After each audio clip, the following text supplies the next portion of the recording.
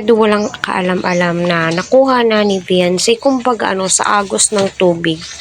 Tadhana na po yung nagbigay ng way, nagbigay ng sign, lahat.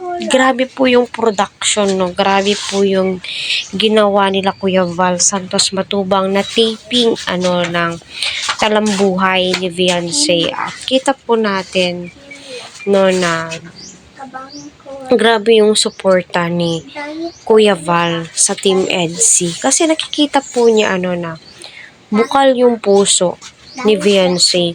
Hope and praying po talaga, na hindi po magbago si Beyonce. Kasi nga, alam niyo naman po, grabe po yung issue ngayon.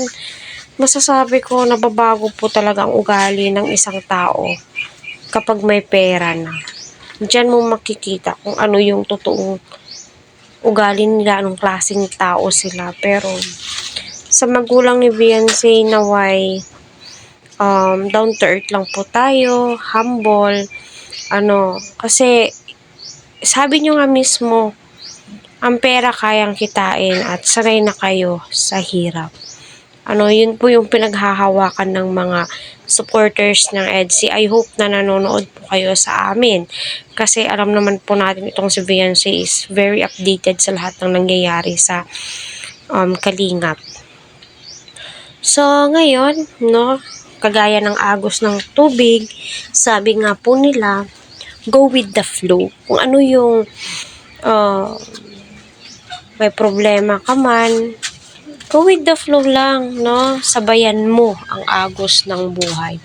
Hindi mo kailangan na makipagharangan, yung anong term nun, basta kung may problema lang, go with the flow, pray lang ng pray. Kagaya nga po dito, sa teddy bear na napakalayo, nahulog.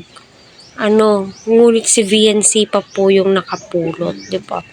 Kumbaga, tadhana, sila yung tinadhana sa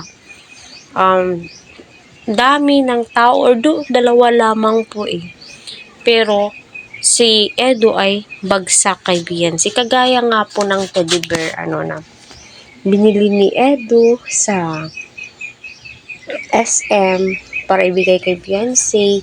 Ngunit may isang lalaking lasing. Ang galing nilang umakting, pwede na po talagang mag-artista. Mahasa po yan. Kasi kita yung director, si Kuya Val at saka si Kalinga Prab.